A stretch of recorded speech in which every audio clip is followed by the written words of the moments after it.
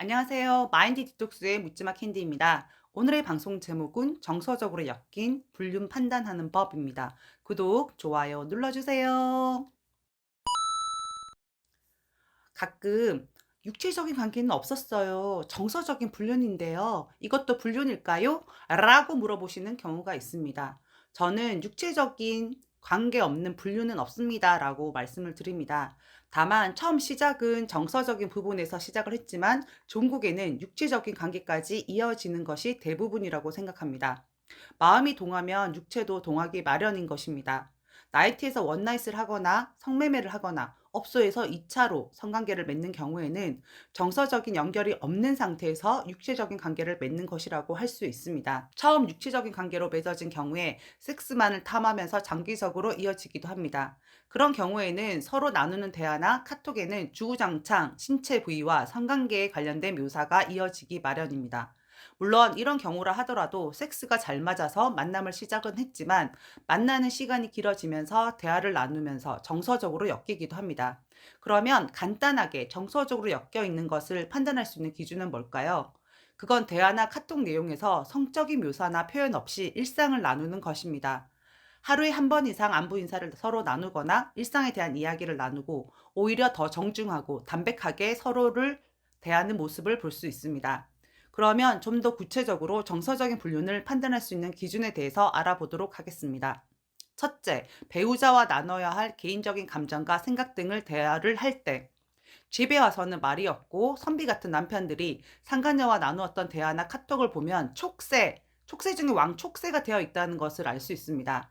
생각이나 감정이 없는 사람은 없습니다. 자신의 생각이나 감정에 대해서 배우자와 나누지를 않고 사사로운 것부터 모든 것을 상간녀와 대화를 나누고 공유하는 것입니다. 그러니까 집에 와서는 아내와는 할 말이 없어지고 무뚝뚝해지는 것입니다. 둘째, 배우자보다 그 사람에게서 심리적인 유대감과 친밀감을 더 많이 느낄 때 상간녀가 아내보다 더 편안하고 더 끈끈하게 이어져 있다라는 생각을 합니다. 전생에 이어지지 못한 사랑을 현생에서 하게 되는 운명의 단짝이라고까지 생각하게 되는 것입니다. 집에 와서 아내를 쳐다보면 다 짜증나고 마음에 들지가 않습니다. 아이들 키우느라 자신에게는 관심이 덜한 것 같은 아내를 보고 역시 너는 나와 안 맞아 라고 속으로 생각하는 것입니다.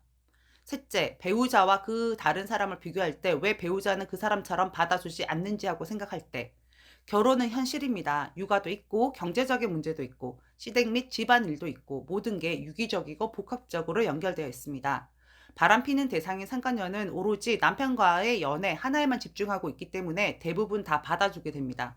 그리고 책임을 질 거리들이 없기 때문에 그냥 다 받아주면 되는 겁니다. 근데 결혼은 현실이고 해결해야 할 것들이 많은데 남편 말만 다 받아주고 우쭈쭈 우쭈쭈 해줄 수가 없습니다. 우리 아내들도 연애 시절에는 남편 말에 귀 기울이고 웬만한 건 다 받아줬을 겁니다. 정작 남편은 아내에게 집중하고 아내 말을 다 들어주기는 하나요? 저희들도 책임 없는 관계에 있는 지인들의 말은 그냥 맞아 맞아 그래 그렇지 라고 비를 다 맞춰주는 척 할 수 있습니다. 책임이 없으니까요. 그러니까 남편들이 멍청한 거죠. 넷째, 그 사람과의 채팅, 문자, 이메일 또는 전화가 기다려질 때 제가 상담 공부를 하다 보니까 부부관계 혹은 남녀관계에서 가장 중요한 것이 대화의 기술입니다. 서로 대화가 잘 된다는 건 티키타카가 맞는 것이고 내 말을 하면 아주 잘 들어주고 이해를 해주니까 그 상대방에게 계속 내 이야기를 하고 싶은 것입니다. 힘들고 고통스러운 이야기가 아닌 즐겁고 신나는 이야기들을 하는 상간녀의 연락이 기다려집니다. 기다리는 시간이 길어지면 안달이 나기도 합니다. 할 이야기도 많고 듣고 싶은 이야기도 많기 때문입니다. 다섯째, 그 사람과의 대화나 문자를 배우자에게는 비밀로 할 때, 아무런 죄책감 없는 관계라면 다른 사람들에게 숨길 이유가 없는 거죠. 남편들 바람나면 핸드폰부터 잠그는 거 아시죠? 그들만의 리그, 그들만의 비밀의 세상이 열리는 것입니다. 대화를 많이 나누는 친구의 문자나 카톡을 삭제하거나 숨기는 사람은 없습니다. 겸연쩍거나 무언가 캥기는 것이 있기 때문에 상간녀의 이름을 회사 직장 동료나 남자로 바꾸어서 저장을 하는 것입니다. 여섯째, 그 사람과 더 많은 시간을 가지고 싶어 할 때, 바람나면 퇴근을 늦게 하는 것은 물론이고 주말에도 기어 나갑니다. 일하러 간다고 하고 상간녀를 만나는 거죠. 그리고 단계가 더 올라가면 여행을 다니기 시작합니다. 저는 여행을 간다는 것은 정서적으로 많이 엮여 있다라고 판단하는데요. 여행을 가려면 시간도 필요하고 경비도 필요한데 남자들은 절대로 쓸데없는 곳에 자신의 시간과 돈을 투자하지 않습니다. 함께 긴 시간을 하고 싶다는 건 정서적으로 깊이 엮여 있음을 의미합니다. 일곱 번째, 전화를 하거나 문자 등을 할 때 혼자 있을 수 있는 공간에서 가서 할 때, 마트 장 보고 와서 아내는 집으로 먼저 올려보내고 차 안에서 연락을 하거나 음식물 쓰레기나 분리수거하러 나간다고 하거나 담배 피러 나가서 함흥차사가 되어서 늦게 들어온다면, 그리고 퇴근하고 주차시킨 후에 바로 집에 올라오지 않고 차 안에서 통화를 하고 있다면 바람을 의심하셔도 좋습니다. 은밀하게 무언가를 숨기고 싶다는 것을 의미합니다. 여덟 번째, 그 사람에게 자신의 배우자에 대한 그리고 결혼 생활에 대한 이야기들을 할 때, 상간녀와 아내 이야기, 집안 이야기, 시댁 이야기, 아이 이야기까지 다 씨부리는 경우가 많습니다. 저도 알고 보니 아들 사진도 보내고 아들 태권도 학원에서 있었던 이야기 등등등 온갖 이야기를 상간녀과 다 나누었더라고요. 아내분들이 열폭하는 경우는 아내 이야기를 넘어서 아내 욕이나 험담까지 하고 있는 남편을 알게 되었을 때입니다. 최소한 아내에 대한 예의가 있다면 바람을 피더라도 아내 욕과 집안 이야기는 언급하지 않아야 하고, 그게 예의라고 생각을 합니다. 네, 이상 8가지로 나누어 봤는데요. 감정적으로 배우자가 아닌 다른 사람과 나누는 정서적인 교감과 대화에 따른 죄책감을 느끼기보다는 오히려 자신의 삶에 활력소를 가져다 준다, 그렇게 생각하는데, 그 활력소 때문에 상대 배우자는 너무나 큰 상처를 받게 되고요. 결국 결혼 생활도 파멸로 갈 수 있습니다.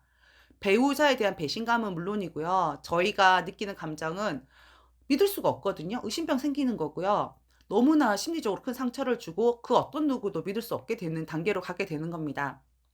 결혼 생활이라는 게 두 남자 여자가 만나서 서로 정서적으로, 신체적으로, 심리적으로 서로가 서로에게 헌신하겠다는 법리적인 약속이라고 생각하는데요.